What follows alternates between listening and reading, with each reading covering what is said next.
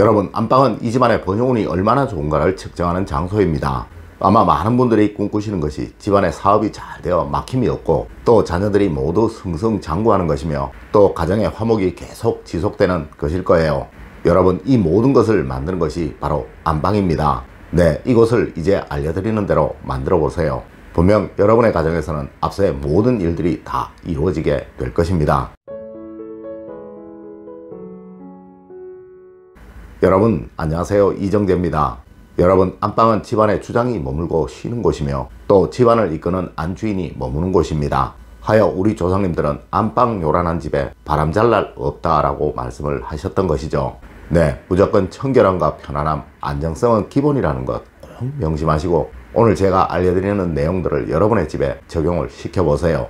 분명 여러분의 집은 화목운과 번영운이 잘 살아나게 될 것이니 이로 인해 상상할 수 없는 행복을 얻게 되실 것입니다. 첫 번째로, 여러분 안방에 걸리는 액자나 그림은 반드시 벽 쪽이나 발 쪽으로 거셔야 합니다.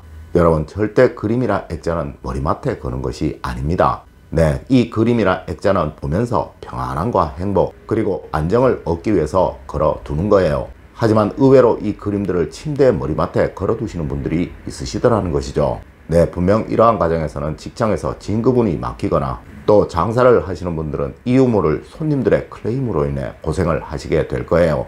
물론 주장에 번영이 없으니 집안에 행복이 없고 집안에서 큰 소리가 오가는 경우도 많이 생기게 될 것이라는 거예요.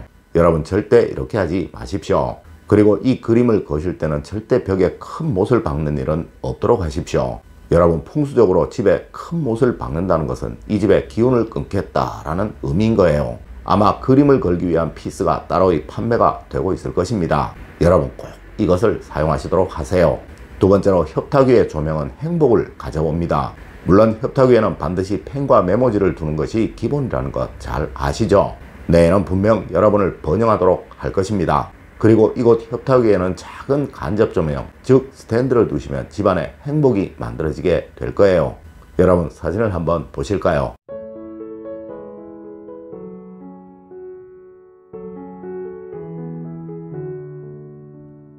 1번과 같은 사진은 지금의 삶이 행복하고 평안하여 이 삶이 계속 이어지기를 원하시는 분이 하면 좋은 조명입니다. 그리고 2번의 조명은 지금의 삶보다 더 발전하고 더 번영하기를 기원하시는 분이 하시면 좋은 조명의 모양입니다. 그리고 3번의 조명의 모양은 혼자 사시거나 또 가정에 불안함을 느끼시는 분들이 하시면 좋은 조명의 모양입니다. 세 번째로, 여러분 안방의 주 조명의 모양은 단순 명료하게 하세요. 여러분, 절대 안방의 주 조명의 모양이 너무 혼란스럽거나 또 너무 화려하거나 이리저리 모양이 꺾인 것을 사용하시면 안 되는 거예요. 네, 이것은 침대에 누우면 늘 보이는 것이니까요. 그리고 여러분, 이 조명은 너무 환해서도 안 좋습니다. 하여 현대의 거의 모든 인테리어들은 안방에 조명이 아주 많다는 것이죠.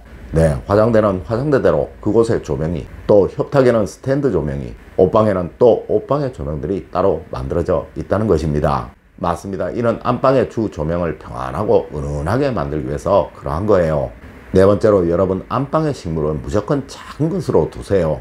여러분, 풍수에서는 안방에는 식물을 두는 법이 없다고 말하고 있습니다. 아마 여러분들은 사극들에서 식물을 손질하시는 선비들을 많이 보셨을 거예요. 네, 그곳은 안방이 아니라 지금으로 말하면 서재인 것입니다. 물론 이 식물에서 만들어지는 산소가 침실의 공기를 좋게 할 것이기는 하나 이를 풍수적으로는 좋다고 말하지 않는다는 것이죠. 네, 이는 잠을 자는 동안에는 사람의 생기는 최소화되어야 하는데 이 식물이 생기를 강하게 하기에 그러한 거예요. 맞습니다. 완벽한 숙면에 방해가 된다는 것이죠. 여러분, 하여 안방에 식물을 꼭 두시고 싶으시다면 가능한 작은 것으로 두십시오. 다섯 번째로, 여러분 침대의 방향보다는 청결함이 중요합니다. 아마 여러분들은 침대를 두시는 방향에 신경을 쓰시는 분들이 많으실 거예요. 네, 인터넷에서도 거의 모든 풍수를 한다는 사람이 항상 하는 말들이 이 침대 머리 방향에 관한 이야기죠. 여러분, 이는 과거 건축 능력이 부족했던 시절 외부에서 불어오는 외풍으로 인한 피해를 최소화하기 위해서 만들어졌던 이야기인 것입니다. 네, 그때는 창문에서 부는 외풍, 또 북쪽 벽의 외풍은 말할 수 없을 만큼 심했죠. 하여 창문 쪽으로 머리를 두면 안 된다, 또 북쪽으로 머리를 두면 안 된다 라고 말을 하였던 것입니다. 하지만 지금은 단열이 워낙 잘 되어 이런 외풍으로 인한 걱정을 하시는 가정은 없으실 거예요. 맞습니다. 이젠 이런 침대머리 방향에 관한 이야기는 의미가 없는 것이죠. 여러분, 더 이상 이젠 이런 걱정하지 마시고 편하게 침대를 놓으세요. 대신 꼭 신경을 쓰셔야 할 것이 절대 외부의 조명이 직접 여러분의 머리에 노출되는 일은 없어야 한다는 것입니다. 네, 과거에는 조명이 없었기에 이러한 이야기가 필요가 없었으나 이젠 집안에 조명이 워낙 많기에 이것이 더욱 중요하다는 것이죠. 다음으로 여러분 꼭 명심하셔야 할 것, 침대 밑이 더러운 가정이 부자가 되는 경우는 절대로 없다는 것입니다. 물론 침대 밑에 불필요한 물건을 두는 것도 아주 나쁜 경우이죠. 여러분, 제가 일전에 이런 이야기를 드렸더니 침대가 서랍식으로 만들어진 경우를 이야기하시는 분들이 많으시더라고요.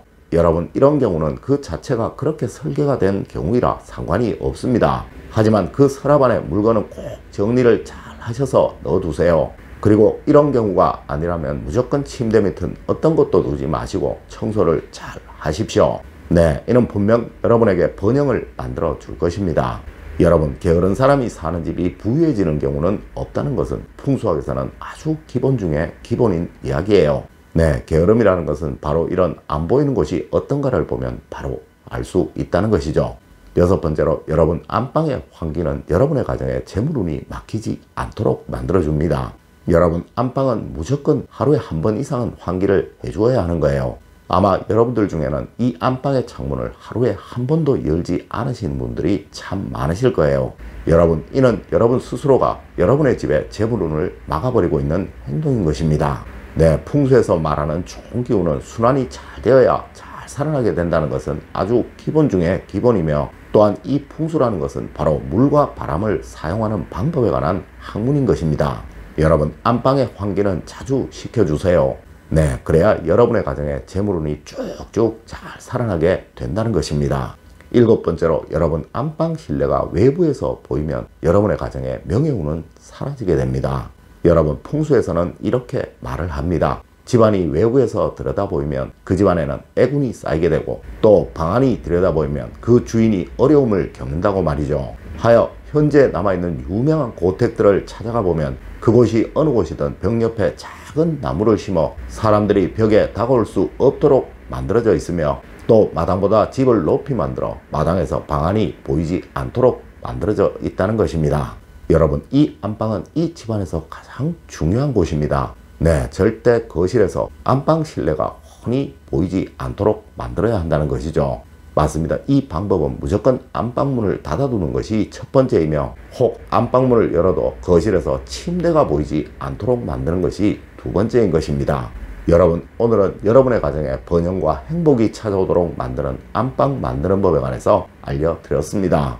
오늘 제가 알려드린 이야기 여러분들 꼭 명심하시길 부탁드리며 오늘의 이야기를 마치도록 하겠습니다. 늘 올바른 학문과 올바른 지식을 여러분들께 전하도록 노력하겠습니다. 여러분, 긴 시간 감사드립니다. 감사합니다.